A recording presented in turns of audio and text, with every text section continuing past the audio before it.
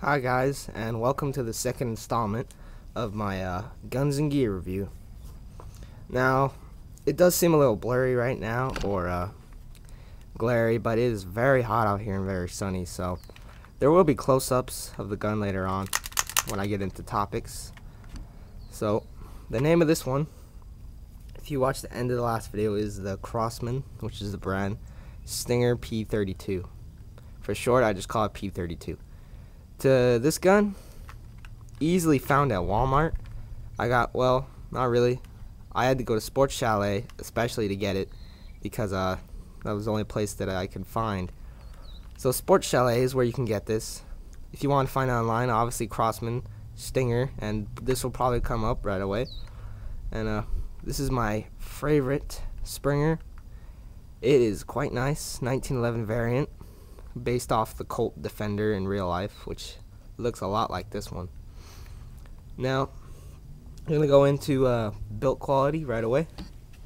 This gun is entirely composed out of plastic, but it has a bit more metal than your usual Springers. The most important parts are metal: the trigger, the hammer, the slide catch or slide lock, the safety, and screws, and that screw, the springs, and I'm guessing the inner barrel, magazine base plate, and the screw. The rest is plastic, decent enough plastic. Now, what attracted me to this gun, and I'm sure everybody else who found this video, are these nice grips. These are some very cool looking grips. I'd say, correct me if I'm wrong, but I think they're Patchmeyer grips or Hugue Groove grips, something like that. They're really nice. They're formed for your fingers, so it gives you a nice thick comfort, bigger handle than a normal 1911. It has a little Crosman logo right in the center, and these big round bumps, which are very comfortable to hold, gives it a nice feel. I very much like that. Best Springer I've ever had. In terms of look, mostly. Performance, I'd say not really, but so based off the 1911 variant, it is double action or single, what's it called? Double action, but this real 1911 is single action. So not very realistic on their end, but it's pretty nice. So in terms of the real 1911, you have your magazine release, your pressure safety, your beaver tail, and magazine, I keep saying that, the ejection port or chamber, and there's no left side safety or right side safety, and the extended beaver tail. In the front, you see that you have a barrel and your rod system. See how there's a rod sticking out, a little different. I guess it's the Springer version. And fluted, I guess. I'm not sure what it is, but it's kind of fat towards the end of the barrel and skinnier as it goes down. I've seen that before, but it's based off of whatever system this is. Not entirely sure, but you see you got your rod recoil system, which is to note. For use and comfort with the user, serrations on the slide, only in the back, not in the front like some other 1911s. Obviously, like I mentioned, the bumps all on the hand grip, and the grooves in the pistol grip. The trigger is just smooth metal. There's no comfort on that. You got a rigged magazine release, rigged slide catch, even though you don't use it, rigged safety, rigged hammer, and that's about it. Also, the back of the gun has some rigged on the back strap, which is it's good, but you don't really notice it. I don't think anybody ever really notices comfort with these. Red dot for the safety. It's got a really good safety. Like this will not budge at all when it's on safe. Hammer goes down. But look, as you can see, it's kind of a weird system where it goes up and then down and then back up. You could do that. It goes all one movement. But you cock it, it does that. It's a little weird. So that's just for fun, really. Because of the double action system, the magazine has to be missing this part to do the action on the inside. So your magazines will look a little funky. This model is clear, but I have seen a black model before, which would look nice. But in all honesty, this gun would just look so good if it was in just stainless silver, stainless chrome, or just stainless gray even. It would just look very nice. The slide catch, oh, like I forgot to mention, the recoil rod is also the same metal as everything else. The slide catch comes out, you push it slightly and then get your nails under it, you pull it out. It does not assist in disassembly. I guess it's a weird long process that I haven't figured out yet.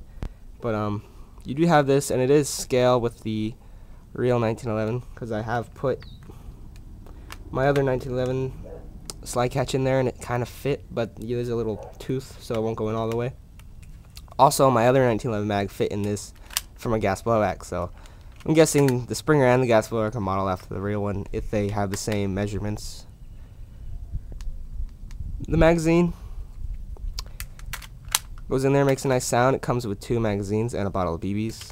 The bottle of BBs from the last video and probably this video are the bottle it came with. So it goes in there. Quite nice. It's not going to fall like the Millennium did.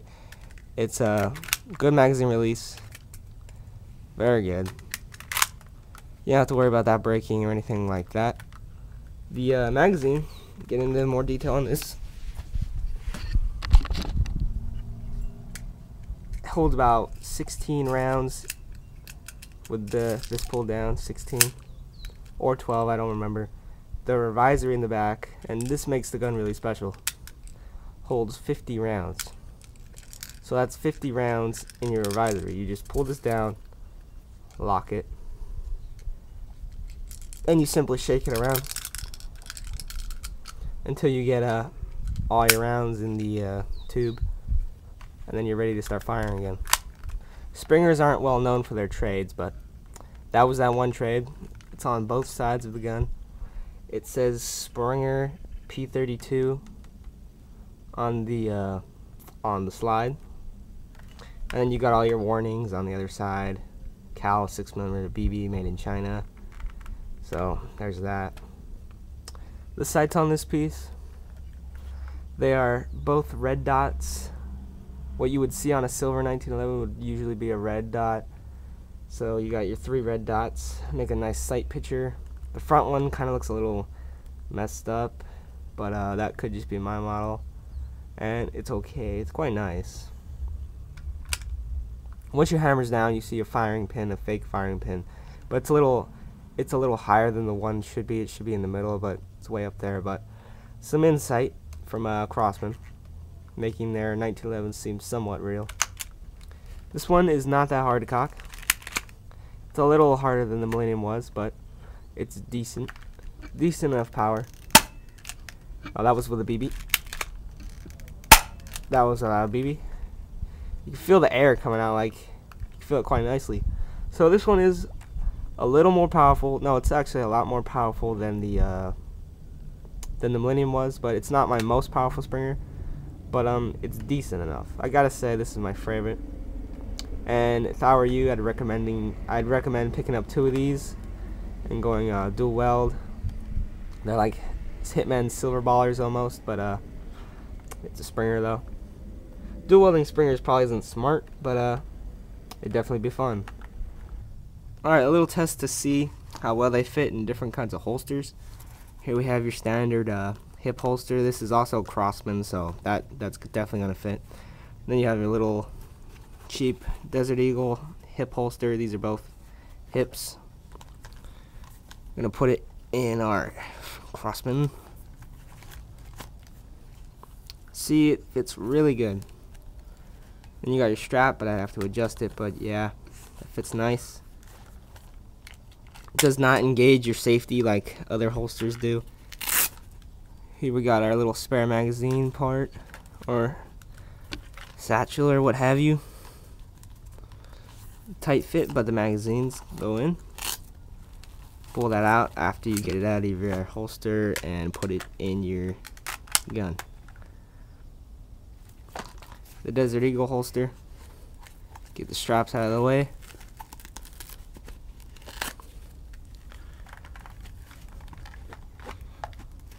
Fits in there quite nicely, and a hip. Here we have a leg holster. There's going to be a review on this eventually too. This is quite big and quite cool. It goes deep in there and kind of sticks out the bottom. Well, that reminds me, the other holsters also have holes in the bottom.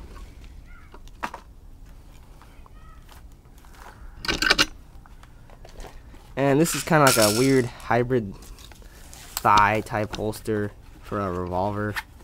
So this is a really tight fit. Fits in there quite nicely, but you got a lot of space. So as we could see, it does quite fine in airsoft holsters and real holsters. So you can put it on your leg, your hip, your thigh, whatever, and doesn't engage the safety like other annoying holsters do to certain guns, but it fits in a variety of holsters. Okay, so like in my last video, I don't have any 12 grams. This gun should only shoot 12 grams. It'll be the most accurate that way. With these 20 grams, they like fall flat. So this will be purely shooting entertainment since I only have 20 grams. I'll try some cannonball to try to get the rounds to hit, aiming way up. You can pull down the spring to put in your rounds, but if you don't have this filled up, they're just going to fall into the thing, so I'm going to push them in.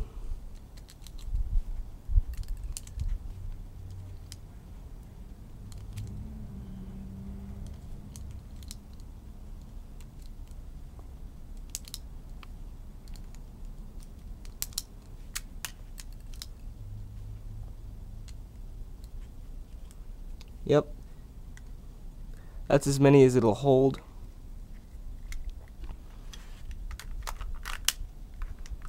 So, goes in there quite nicely, no change.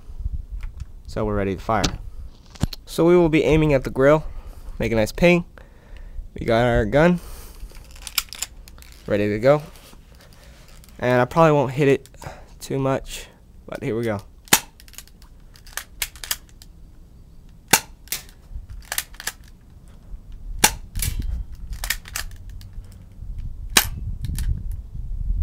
And it is broken, so there you go. This gun actually was already broken before the shooting review. The ramp to feed the BBs broke off from the gun itself and fell out the bottom. I was able to put it back in there just by dropping it into the magazine catch or hole or whatever, and it'd go back in place, but it got stuck this time and it is broken. So there you have it. Not the most reliable Springer.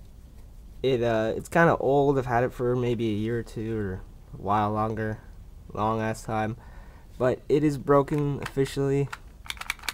If I can get it out of there, maybe I can put it back in and it'll fire again, but the first couple of shots were messing up real bad because of that. It hasn't done that before, but it is broken now. So it's $20. Sports Chalet, you can get it online. Crosman.com is where I found it. And yeah, this happens. You could probably glue it back on. It's just a Springer, but it's broken.